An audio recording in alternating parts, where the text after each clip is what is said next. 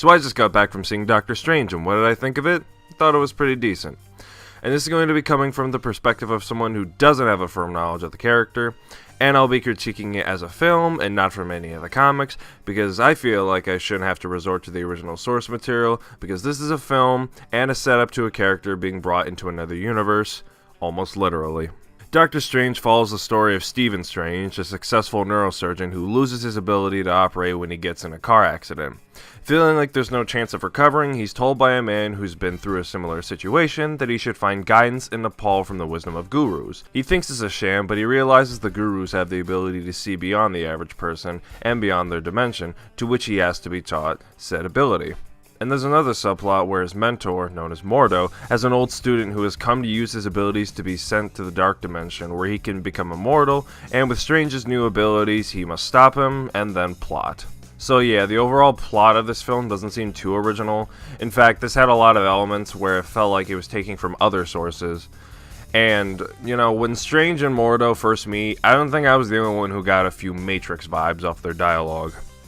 And the term Dark Dimension sounds a little too much like the Shadow Realm from Yu-Gi-Oh, you know? As per usual with the Marvel films, the special effects are great and stunning to look at, and that serves a great deal for this film considering it goes places you'd never see in another Marvel film until now.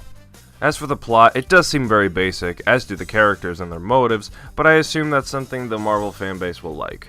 Something I also want to get out of the way is that I am not a Marvel fanboy. I do enjoy a decent amount of them, but I've never considered myself a fan. And yes, I do own some of the movies, but they are not necessarily my go-to sort of film. If you've seen I Hate Everything's video on superhero movies, I can definitely say I agree, but maybe I'm just a little bit more forgiving. But I do not see past their flaws, especially in this film.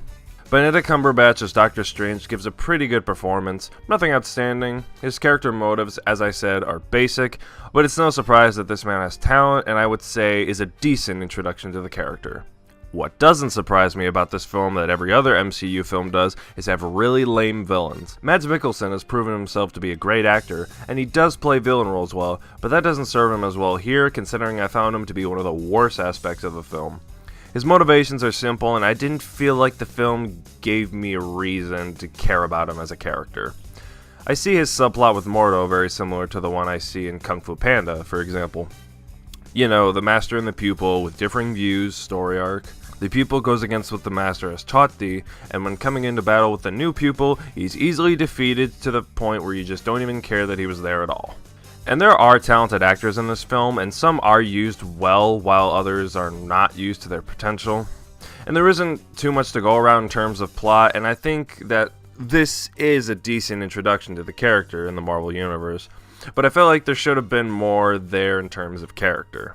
Which makes me wonder whether or not this was a good idea for a film at all. The special effects, definitely. It's definitely worthy of a film. Like a theatrical film. But I feel as if it would have worked better as a TV series where they would have had the characters develop more and eventually find themselves in the films. Also, I thought the antics with Doctor Strange's cape could have been explained more because I know they touched upon it a bit, but I don't understand why it acts like the carpet from Aladdin. Overall, I didn't think this film was bad at all, just needed a little more room for improvement. And anything I didn't discuss, I'm probably fine with. And I think if you're a fan of the Marvel films, I'd definitely say go see it, and I think you'll be satisfied enough. For me, I'm going to give this film a 70 out of 100. Not great, but not bad either. If you want to see more of my reviews, go to my channel and catch up with what I've been posting lately. And I'll be posting more reviews of new release films soon enough, so don't forget to subscribe and be the first to know.